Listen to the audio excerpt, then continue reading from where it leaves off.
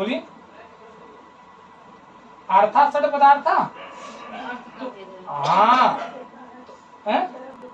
क्या अर्थ के दो, कितने अर्थ के? 6। अर्था षड पदार्था, उसमें से कौन कौन से? चलिए नाम बताइए जल्दी से आप लोग। पहला क्या था? द्रव्य। द्रव्य कितने थे? गुण। गुण कितने थे? 24। गुण के बाद कर्म। कर्म कितने थे? 5। कर्म के बाद सामान्य। सामान्य कितना था? 2। पर और अपर। सामान्य के बाद विशेष। विशेष कितना था?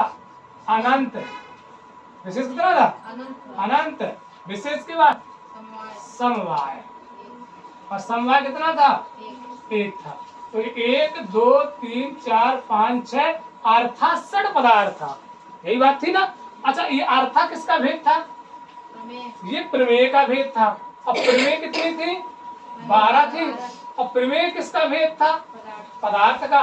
तो पदार्थ कितने थे? 16 थे। तो उसमें से देखते हैं कि प्रमाण, प्रमेय, संशय, प्रयोजन, दृष्टांत, सिद्धांत, अवयव आया कि नहीं आया? तो उसमें से पदार्थ, पदार्थ का भेद प्रमेय, ठीक।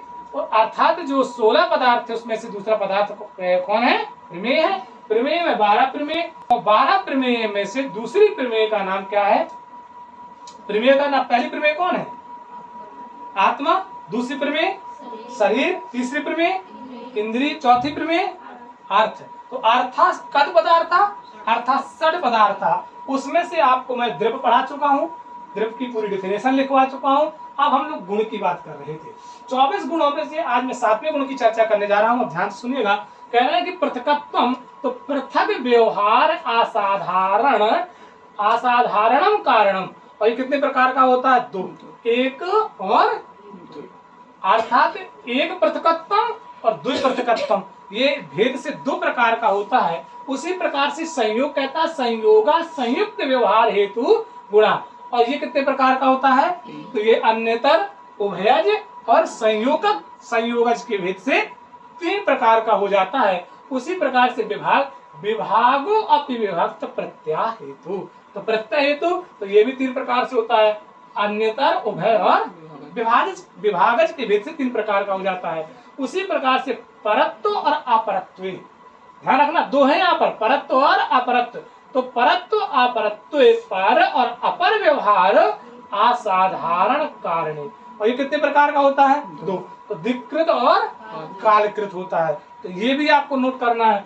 जैसे गुरुत्व कहते हैं कि गुरुत्व, गुरुत्वम, गुरुत्व, गुरुत्वम, गुरुत्वम आद्य पतन असमवायी कारणम। और ये कहाँ पर पाया जाता है?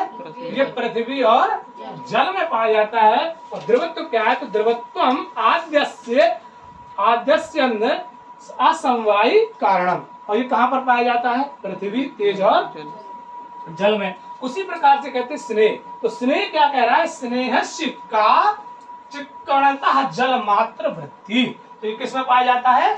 जल में पाया जाता है। शब्द स्रोत ग्राह्यो गुणा। शब्द कहाँ पर सुनते हैं? स्रोत। स्रोत माने कान से। तो ग्राह्यो गुणा किसका गुण है? स्रोत का गुण है शब्द। तो ये कितने प्रकार का होता है? 3 प्रकार का होता है। कौन कौन? मैंने अभी बताया आपको कौन कौन 3 प्रकार का होता है शब्द। जल्दी से कौन कौन से शब्द होते हैं 3 प्रकार के? बोलिए,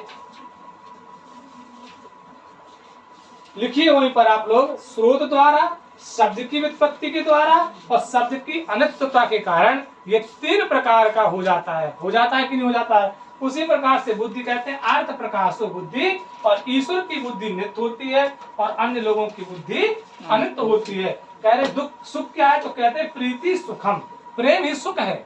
लेकिन हम लोग प्रेम से रहने नहीं चाहते हैं। आज हमास इजराइल पे हमला कर रहा है, इजराइल हमास पे हमला कर रहा है, यूक्रेन रूस पे हमला कर रहा है, रूस यूक्रेन पे हमला कर रहा है। जबरदस्ती सब परेशान हैं। लेकिन गलत बात है, आतंकवाद को बढ़ावा नहीं देना चाहिए। और दुख क्या है? पीड़ा दुखम, जो पीड़ा है वही दुख है। और इच्छा, राग, इच्छा, इच्छा क्या है? राग इच्छा है। और द्वेष क्या है? तो कह क्रोधो द्वेषा। इसलिए क्रोध को नहीं करना चाहिए, त्याग देना चाहिए। क्रोध को क्या कर देना चाहिए? त्याग देना चाहिए। कह रहा प्रयत्न क्या है? तो उत्साह प्रयत्न। और धर्म, धर्म क्या? तो कह रहा सुख धर्म और दुख अधर्म।